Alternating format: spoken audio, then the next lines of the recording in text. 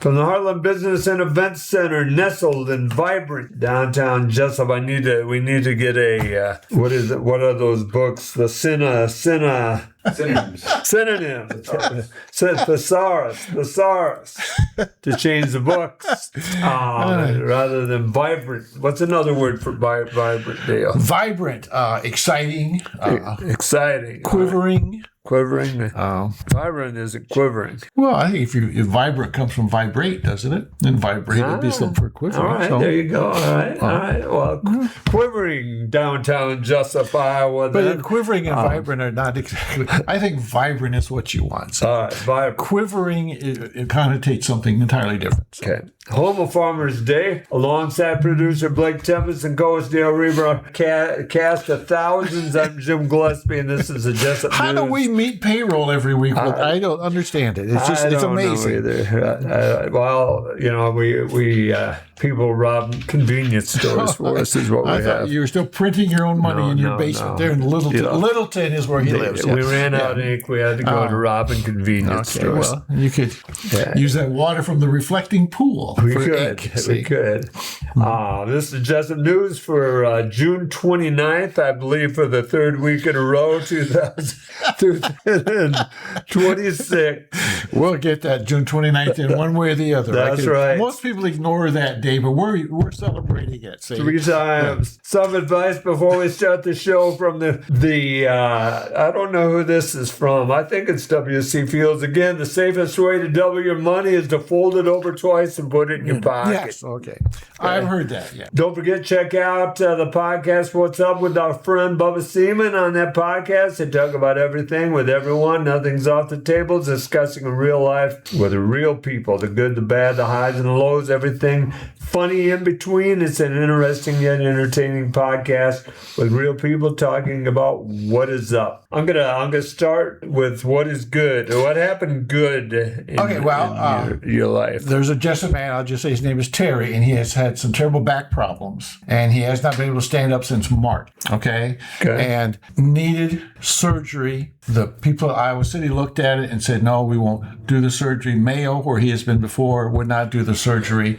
They just said it was way too risky. But then they kept working at it, and they finally found a surgeon in Iowa City that said, I don't want to do this surgery, but I understand if I don't do it and be successful, you'll never stand again. So he took the shot, and so they had surgery last week, late last week, and within a couple of days, he's able to stand up with a walker, and he's hoping that's the first time he's done that since March. Being able to stand up straight. They're standing with a walker, and the goal, of course, is to work over time so that he can walk again. So I thought that was very good news. That is because amazing. The odds would really get when doctors at Mayo say, "Well, this will do you any good," kind of makes you. But he persevered, and so that's my good news. I was very, very happy to hear that he's doing so much better. So, that is great news. Yeah. That's somebody here in Jesup. Yeah. Oh, interesting. I swam an hour today. Okay. I don't swim. I have a running belt. So you're floating. You're not touching the bottom. Right. Okay. And it keeps in the position, and I can run. I mean, I loved running. I used to, when school would get out, I would start by running once 3 miles. I'd run the cemetery route. It was 3 miles from where I lived. Yeah. I used to run like that when I was a kid, but I had a watermelon under my arm, so it made it a little harder to run real. But it was a life or death kind of thing. So, and eventually by July, I would be running, I would run the cemetery route 3 times a day. Okay. In the morning. So that's what, 3 miles? Yeah. 9 miles, 3 point something. Yeah. So it'd be 9 miles. Yeah, about 9 miles a day. And it was wonderful. I loved to run. God, I loved to run. And as I got older, my back wouldn't take the pounding, and I remembered that the school used to have these belts when they had the pool. And we'd put injured athletes in the pool and let them run in the pool. And so I went online, bought a couple of those belts. I gave one to Rachel Dow. Rachel Dow has run like 5 marathons. I've been trying to get her on, but she's so busy. and she has a client every Wednesday at the time we tape. Yeah. But I love to run in the pool. Man, I love to run. It's just it's a great feeling. You know, it hits you when you jump in the water and it's cold at first, but then it's like whatever the temperature of the water is, it's like running 80 degrees or whatever it is in the water. Well, I'm very happy. I think that's great. Yeah, You find that.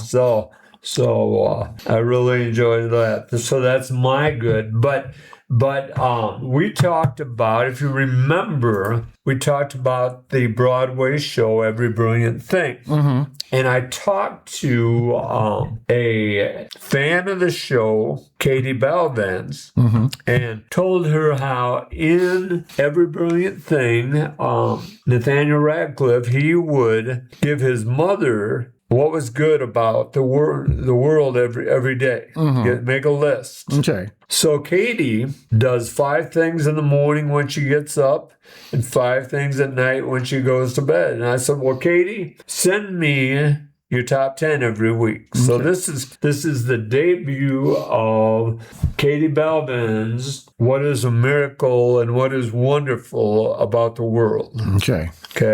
And it comes from the Broadway show Every Brilliant Thing. Okay. So these are Katie's ideas? These are Katie. That she writes down each day. Yeah. Okay. She's got 90. I told her to take a picture of them, of all 90, and she said you'd never decipher my writing. Sort of like John Klotzbach's writing over in Independence, you know. Even when he types, you can't read it. Yeah, you know. But Katie typed up the 10. So here's number 10. Okay. Sitting in a beautiful church. Okay. Number 9. The feel of the sunshine. You know, these don't have to be life-shattering. Yeah. You know, they're just what's wonderful about the world. Yep. Number 8, nature, sitting in silence outdoors and simply using the 5 senses to focus on nature and its beauty. Number 7, the warmth of my mom's hugs. 6, my mom's smile. 5, hostas as they begin to come up each year and they're steady reminders of Grandma and Grandpa's love for the simple plan. Carol surprising us with a delicious fresh baked strawberry pie, thankful for great neighbors and small town living. 3, watching Mama Wren as she builds her nest each spring. 2, the sound and view of baby wrens each year. And number 1, and I get this as a former teacher. Okay. The first day of summer break.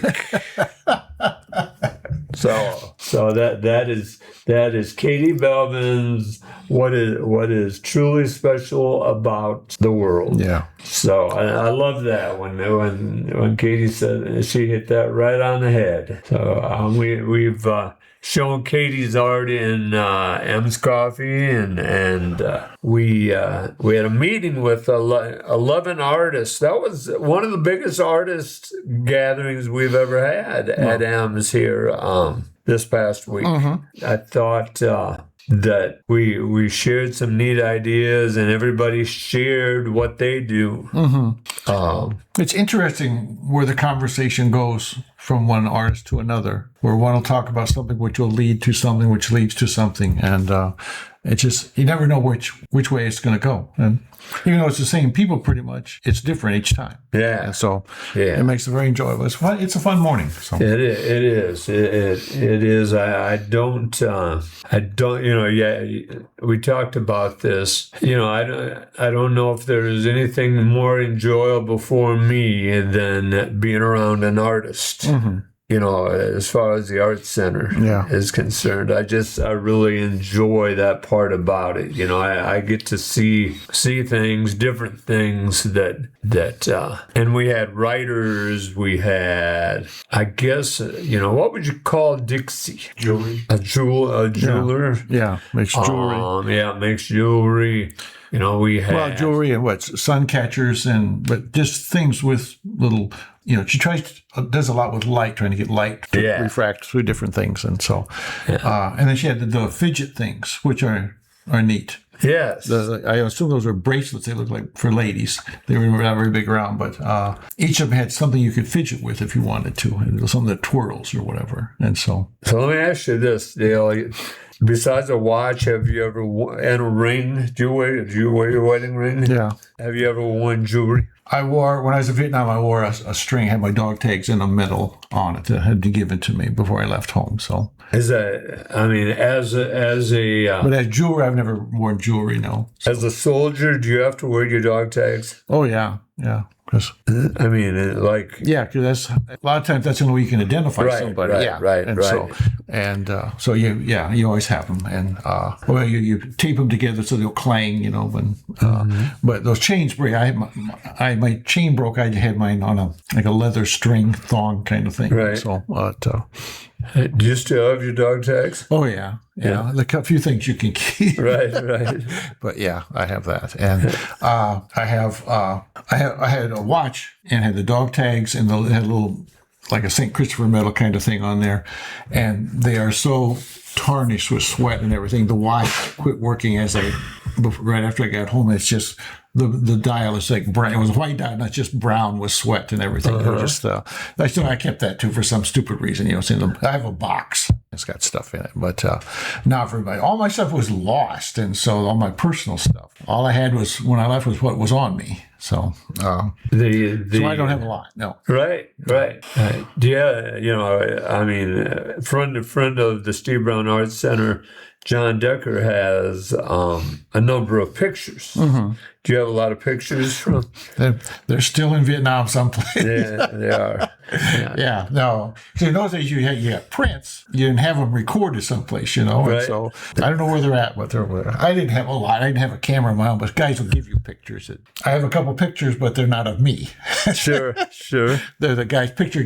Somebody gave me a picture of themselves, and I sent it home for somebody to see or whatever. Yeah. I got it back later. So Dale, what are a couple of things you have for us today? My greatest stories.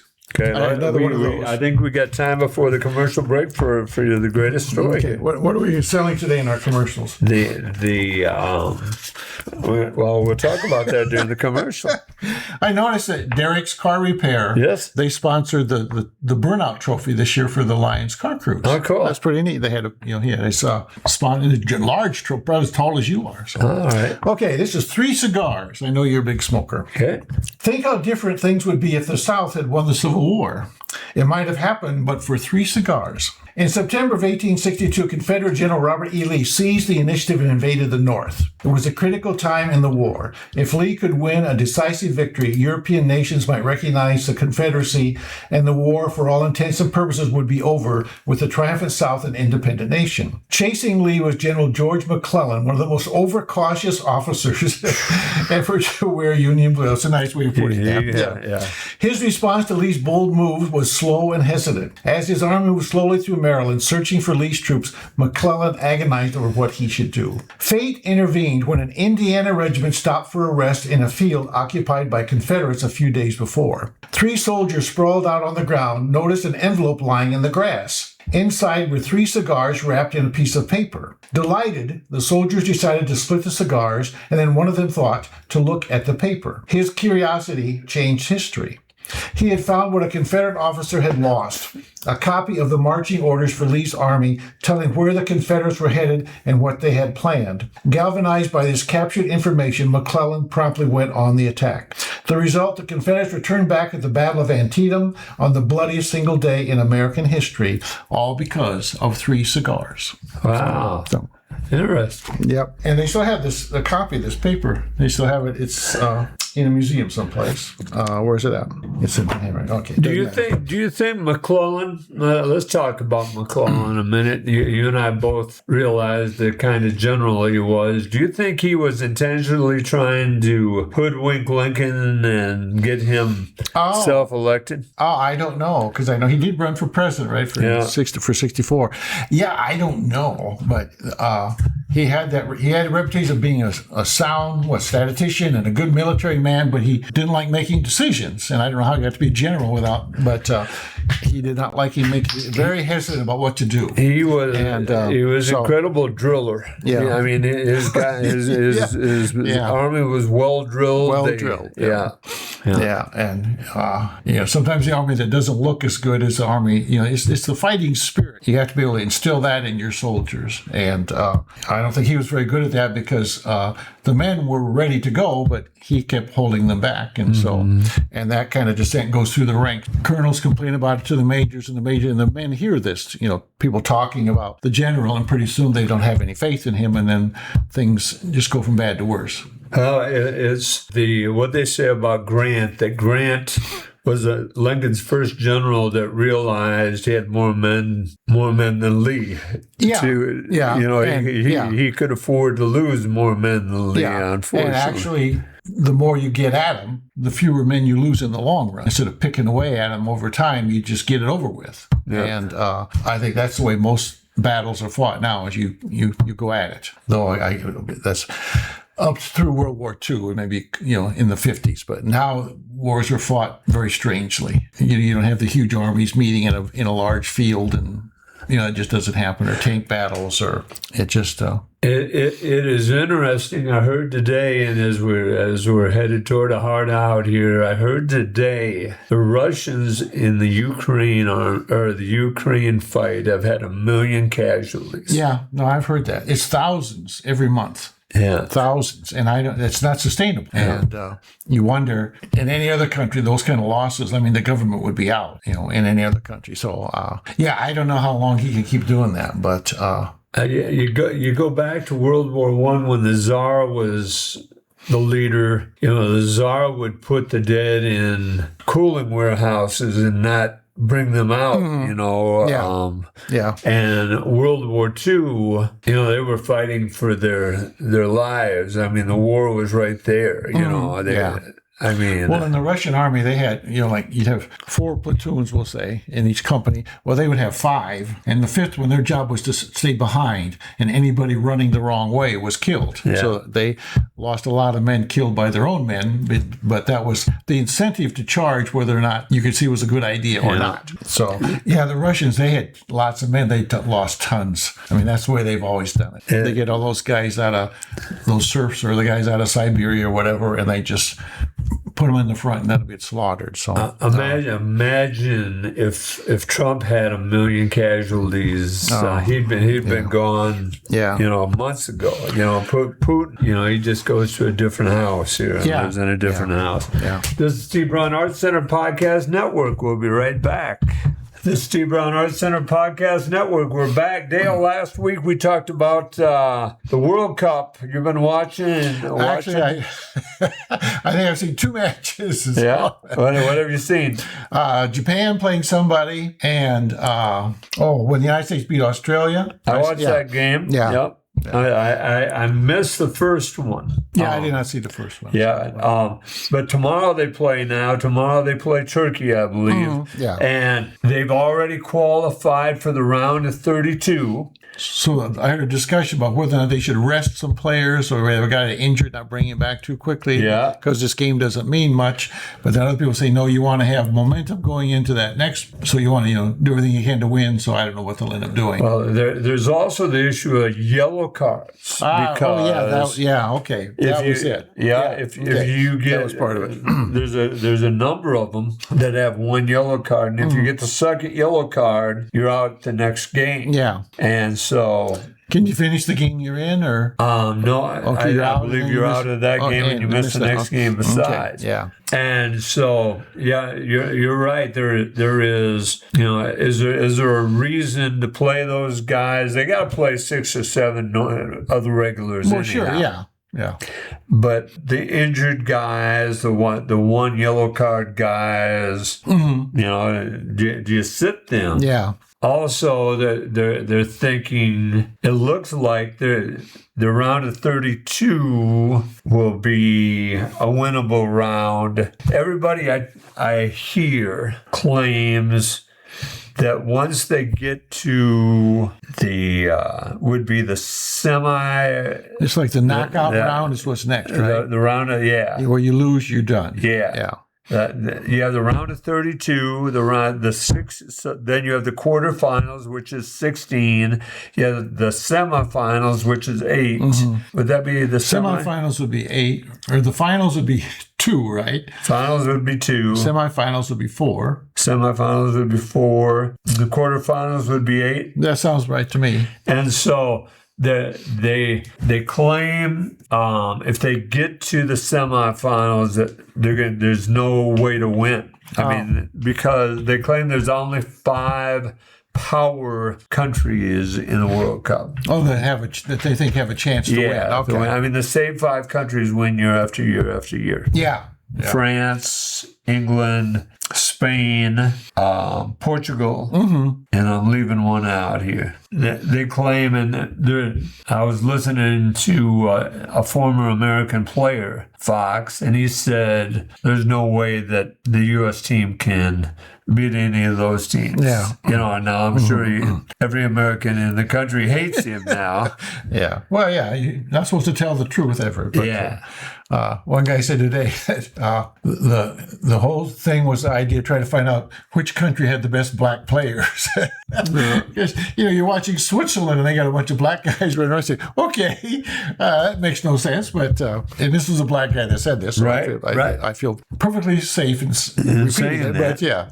The U.S. has a guy, I wish I could remember his name. His mom and dad were immigrants to England. I think it was England. And they were on vacation to the United States, and he was born in the United States. Sure. So he could play for the United States, he could play for England, or he could play for that African. He could play for 3 countries. Yeah. And a lot of times they like shop around, which team do I have the best chance of making? Yeah. And do that. So, yeah, that's interesting, isn't it? Especially if the mom was from one country and the dad was from another country and they moved to a third country and then the kid's born in the States, it just all kinds of possibilities there. And, if the guy was confused about his gender, well, he has 2 choices playing here, see? So it's just too many choices. I don't know how these kids are able to do that. Who is that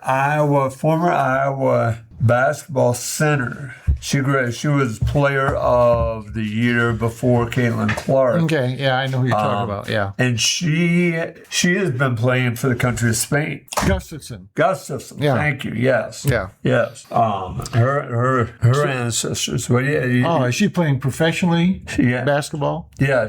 She plays for. She was traded. Maybe. So she plays in the States for a team, but in like the amateur, the Olympic kind of stuff, she plays for Spain. She plays for Spain. Okay, sure. And she and the Europeans, I think they won the Europeans. And so she's had a lot of success. Yeah. But she can't make the U.S. Olympic team. Yeah. So she plays. Well, there's a lot of players where they get 15 slots or whatever, and so.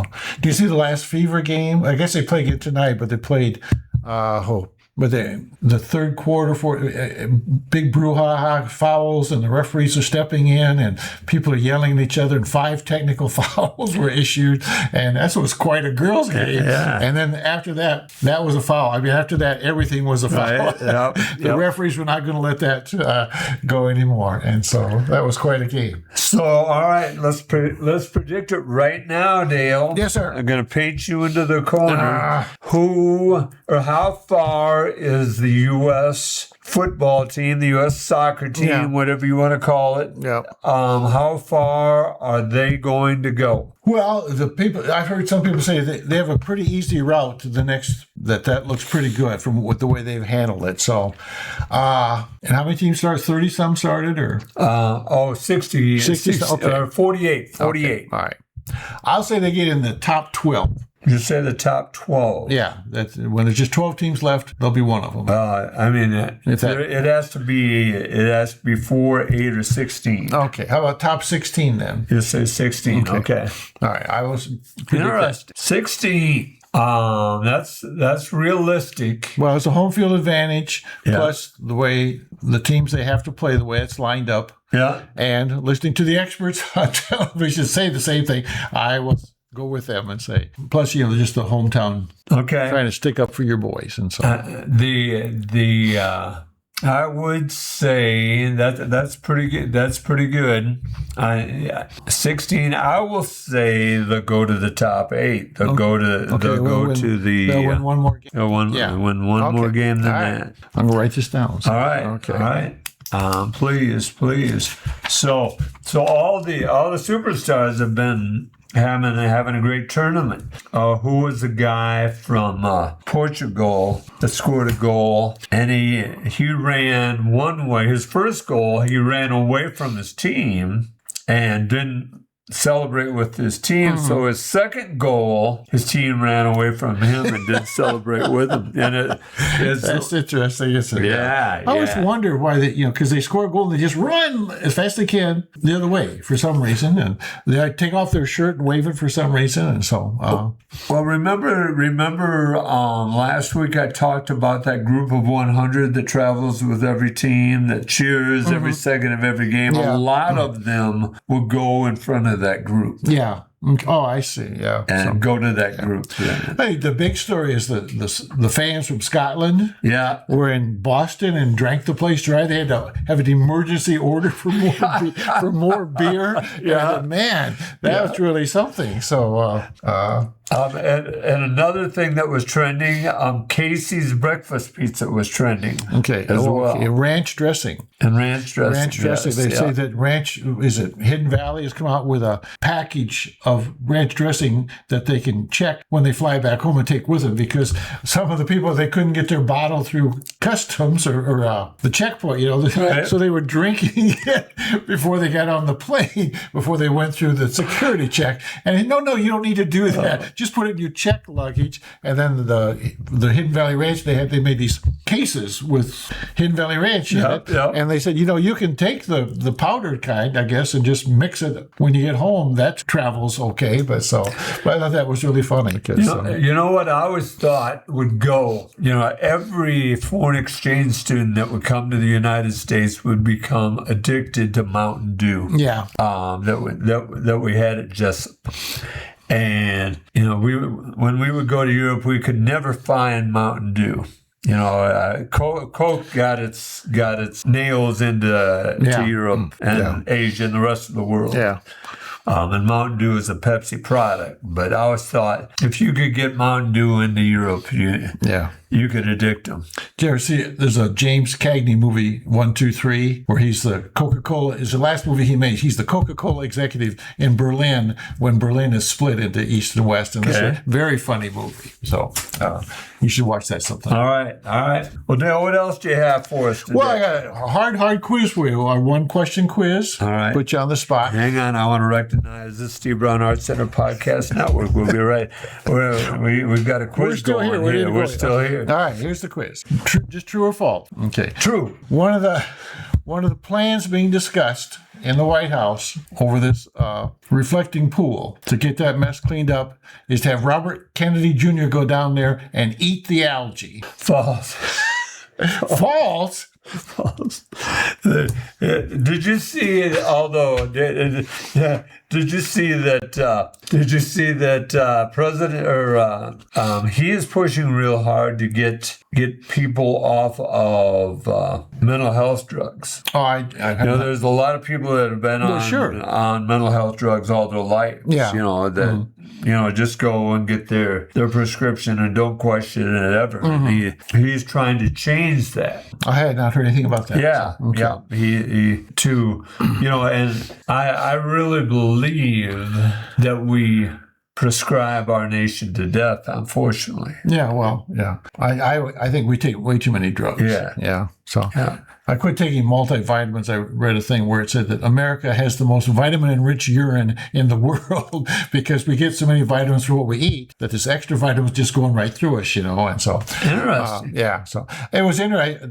He showed a clip of President Trump talking. He had the reflecting pool painted. Yes. He said how strong that coating was. That you couldn't cut it with a knife. He said it's just so tough. And then recently he said, well, somebody got in there and cut it with a knife, and this was a sabotage. gosh. What is? I said, well, who gave him the idea for that? So, why is that issue so big for President Trump, Dale? yeah, well, it's when somebody says about this in the Iranian war, he can say, well, it's like my reflecting pool. Then he talks about that for 20 minutes, and the reporters won't jump on him to get back to the original question. He has a lot of things like that where it's just a delaying tactic or a way to change the subject. That's my opinion. But, because you got to hold his feet to the fire. You know, if you ask him a question, he rambles on, then you got to get back and say, okay, but back to this question. People don't do that. You know, if we had a hard-nosed reporter like that guy from Independence, he would.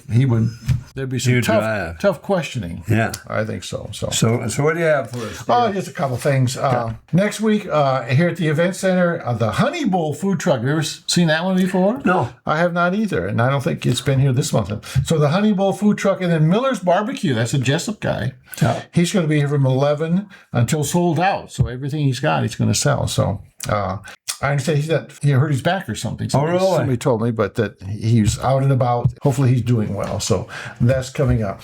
Lunch in the Park. The next one is July the 2nd at St. A's. And then there's another one. St. A is serving made rice, potato salad, baked beans.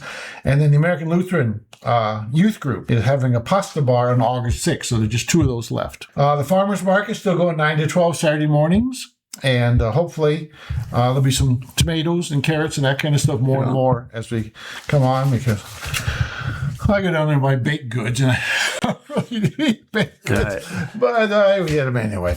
Okay. I get my notes here so I don't. I got a lot of little things, but Trump making a buck and he probably has made more money in the White House than anybody. The number I heard most recently, $4 billion. Yeah. Okay. This round. So this is an article, and this is clear back, and I've been carrying this since April, but by Fred Abraham, who's he's a professor emeritus at UNI. And there's 12 different things here. So Trump used the presidency as a marketing platform for his hotels, resorts, and golf courses. Mar-a-Lago in Florida and the Trump International Hotel in Washington, D.C. became hubs for lobbyists, foreign dignitaries, and special interest groups seeking to curry favor with him. And that's where they stay at high prices. Trump frequently praises his properties during official remarks, interviews, and on social media using the bully pulpit for free advertising. The official Trump store continued to sell products branded with the presidency, such as MAGA hats and apparel, directly benefiting the Trump organization. During his second term, beginning in 2025, Donald Trump established a White House-designated gift shop room in the West Wing office near the Oval Office to showcase and distribute MAGA gear. He has marketed $60 God Bless the USA Bibles, which have a production cost of $5 and are printed in China, benefiting from a tariff exemption. I'm sorry. Reports suggest that in the first year of his second term, the Trump family continued to profit from international licensing and ventures, with earnings alongside investments showing a pattern of leveraging the presidency for financial gain. Most of all, he has made an estimated $1 billion from crypto holdings in a market he has enormous influence over and once denounced. On April 2nd, 2025, Trump announced sweeping tariffs on all countries and the stock market plummeted. At noon on April 9th, 2025, investors bought large amounts of derivatives betting the market was going up. At 12:18 p.m., Trump announced a pause in the tariffs and market skyrocketed to the largest single-day gain ever. On March 9, 2026, at 2:29 p.m., large amounts of money are spent by investors betting oil prices will fall. At 2:16 p.m., Trump announced the war is very completely pretty much over. At 2:17 p.m., oil prices collapsed. Lucky guess by investors. On March 23rd at 5:48 a.m., many investors suddenly bet oil prices would fall. At 6:02 a.m., Trump announces that the U.S. has had very good and productive conversations with Tehran over a complete and total resolution to hostilities. 1 minute later, oil prices fell by 11%. Ever hear of a poly market? It's a prediction market platform where users trade on the outcomes of real-world events. It's gambling. On January 2nd, an investor bet $36,000 in a poly market that Venezuelan dictator Maduro would be ousted. Next day, Maduro is gone, and the investor netted $436,000. And that turned out to be a guy on the inn. He was in the military, and they found him. In mid-February, 6 poly-market accounts bet that the U.S. would attack Iran by February 28th. Coincidentally, the attacks were announced by Trump on February 28th. The accounts earned $1.2 million between them. So he says, insider trading, I don't know. But if it looks like a duck, walks like a duck, and quacks like a duck, isn't it a duck? The poor of this, I think, like they always said, Gerald Ford used being that was his job after he was out of the presidency, was being ex-president and made a lot of money giving speeches and this sort of thing because he had been president. And they said he was the first one that they know of that really used it as a way to get a lot of money. And I don't know if that's true or not, but they say he was the one that really did a lot of worked making money. One more thing, or want to wait? We will do that as we come back in the third half. But I have a question to end this segment with. Yes or no, as I bet on the poly market, will President Trump be, the word escapes me here, he was twice already. Oh, impeached? Impeached. Yeah. For a third time if the Democrats take the House and the Senate. Yeah, well, he should be, I think, because he's committed a lot of things that are illegal. They're against the Constitution or they're against international law, like shooting those people in the boats was illegal. Yes or no, Dale, before Valentine's Day. Oh, of next year? Of next year. Yeah, well, it has to be because it's already... Yeah. Okay. You think it's going to happen before that? Well, a lot depends on the election. That's what I'm saying. If the Democrats take it, he is showing. A lot of people think he is showing a lot of physical decline and mental decline too. Yeah. Because he rambles on. He does his cognitive test every 3 weeks or something, and he's nodding off during important meetings, making a lot of mistakes. Dale, we're running out of time. Yes or no? Yes. Okay, yes or no by Valentine's Day. I will say if the Democrats take over the House and the Senate with enough majority to pass something like that, I bet they will try it, yes. Because they'll take over in January.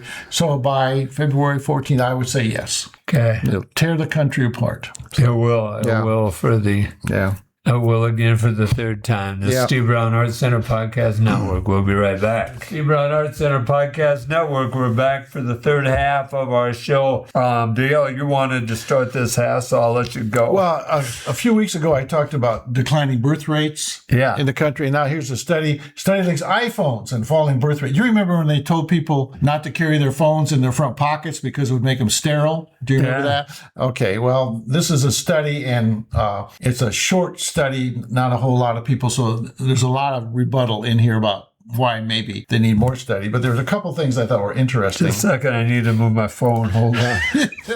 Well, at your age, we don't care if you're fertile or not. So, okay, you murdered all those sperm. So, the two studies, one found that 43% of the U.S. fertility decline since 2007 can be attributed to digital technology becoming cheaper, more accessible, and better quality.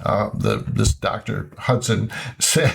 And what it says is that people are on their phones so much that they're not connecting at all. They're not, talking to each other and this sort of thing. Even when they're together, they're not doing those kind of things that would increase the birth. And doing those kind of things. Yeah, You're not painting me a picture, Dale. Okay, I understand. Well, I know. And so...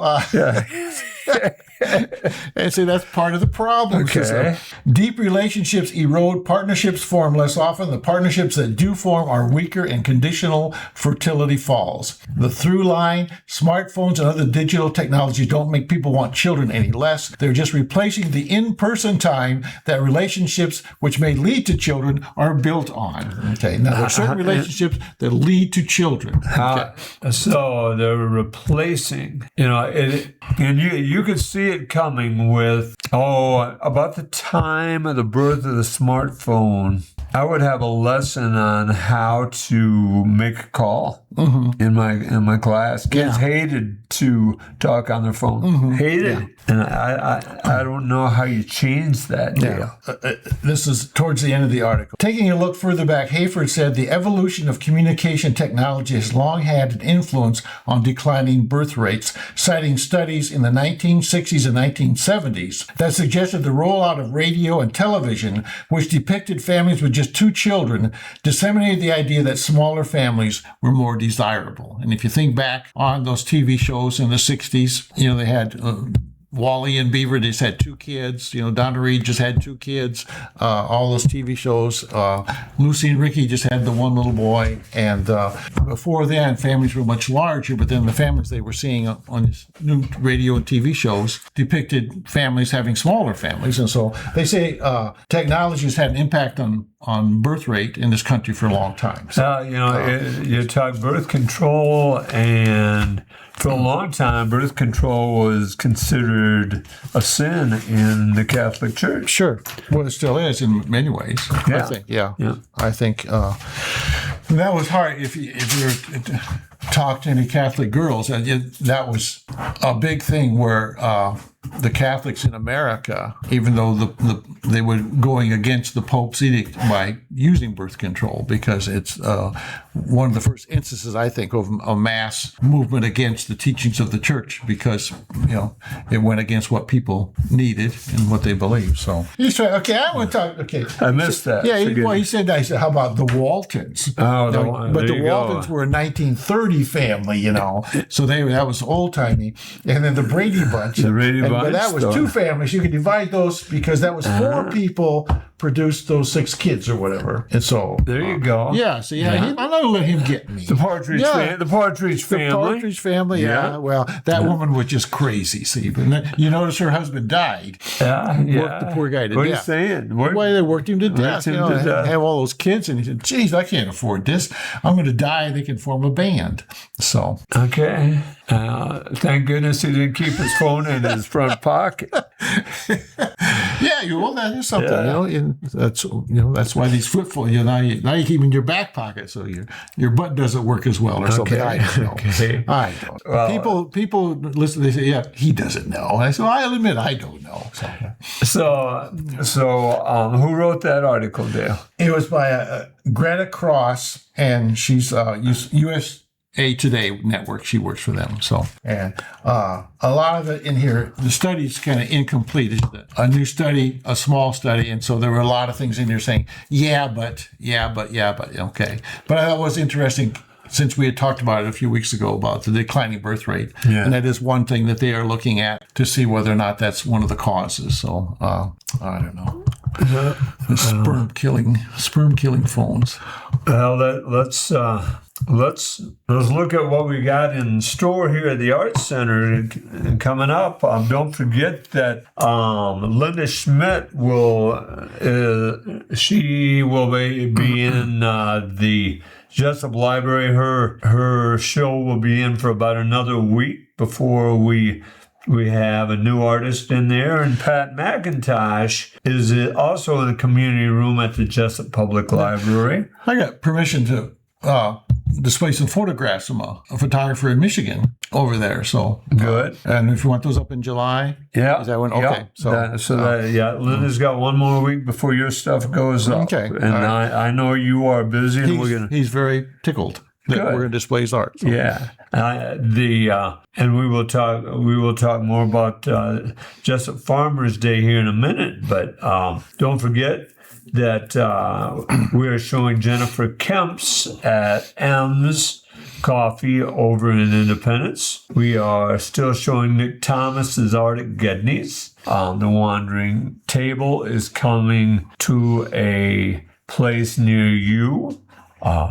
Don't forget that we have the 24-hour Mustang camera, and you will be able to see for the second straight year the July 4th parade on on Joe's Pizza and Independence camera.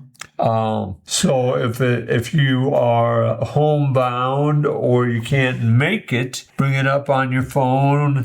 And what would you dial in for? So you would go to the Steve Brown Arts Center website. Okay. And then go to the Joe's Pizza. Okay, there's a link on that to it. Okay. Yep, Yeah. Joe's Pizza Mustang camera. Sure. Okay. And you can watch that 24 hours. Yeah. Your family out in Michigan can watch that.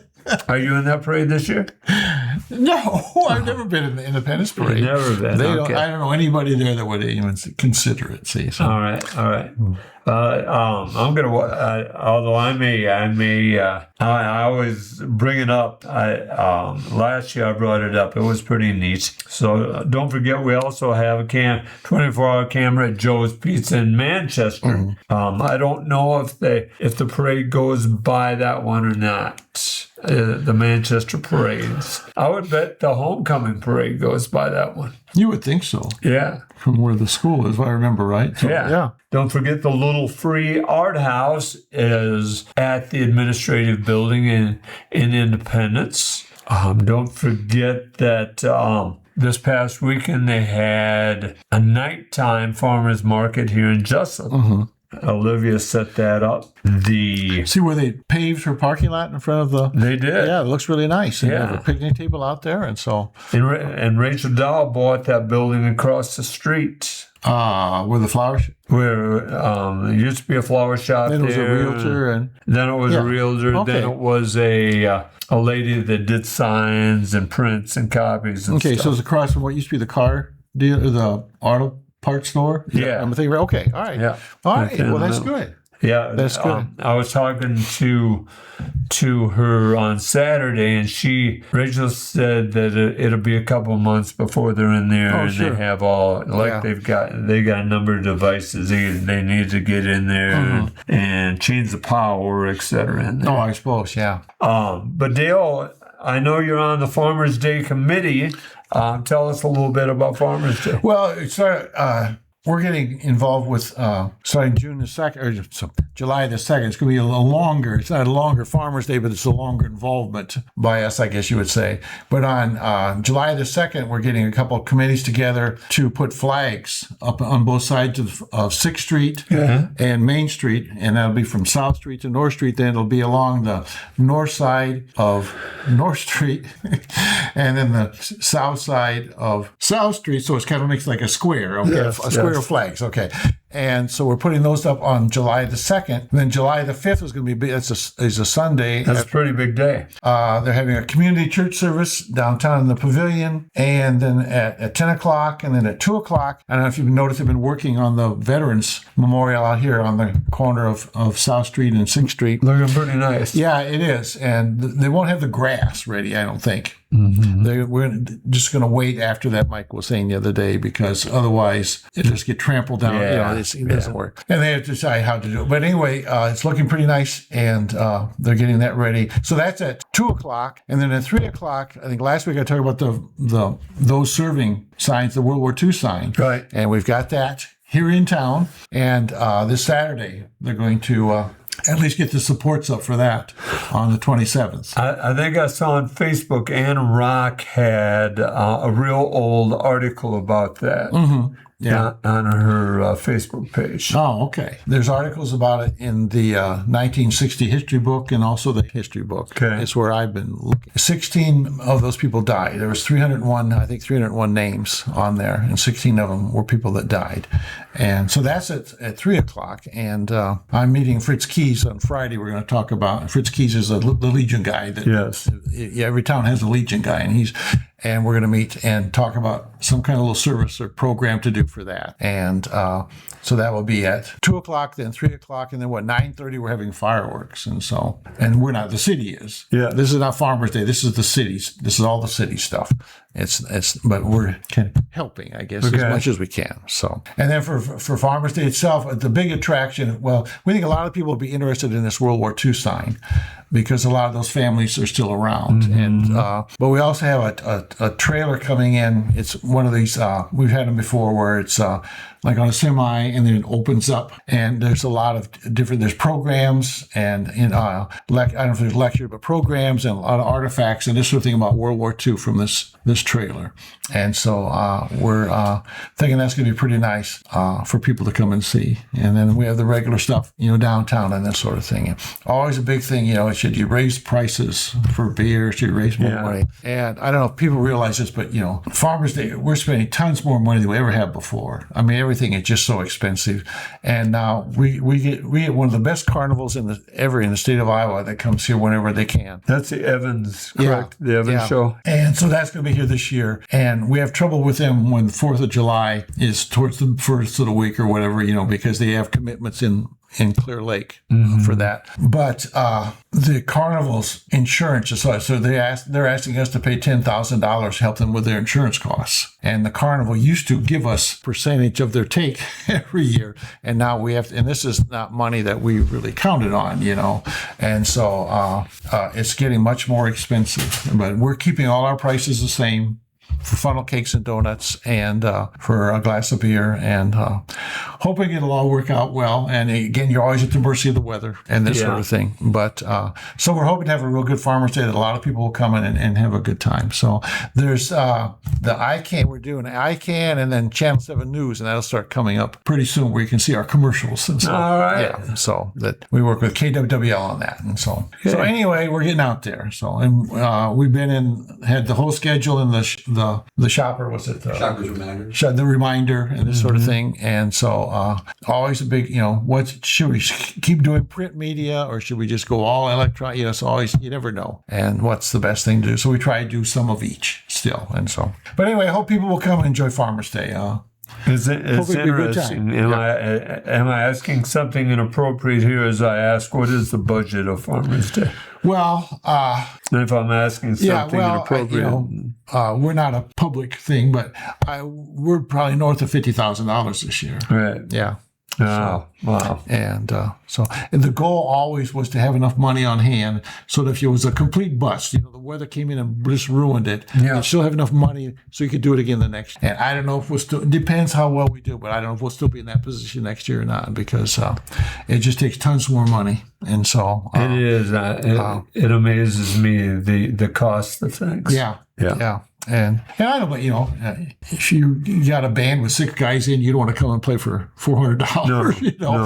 I mean, that's a lot of work, and they practice hard and come and perform. So yeah, everything just costs more. So we buy. It's got a company called Little Orbits in Minneapolis, and that's where we buy the funnel cake mix and the donut. And you can imagine they come in like almost 50-pound bags, and so to ship those would be very expensive. And so I drive up to get them every year, what we need, and just and then they just pay just for gas is all I charge them. But this year my gas bill's always been about $50-some. This year was $90-some because I had to buy gas the way it worked out in Minnesota, and it was almost $4 a gallon up there. And so so everything's going up, even my little part is. So. Yeah, it is amazing. Yeah. Wow. All right. Well, anything else about Farmers Day? Not that I can think of right now. Okay.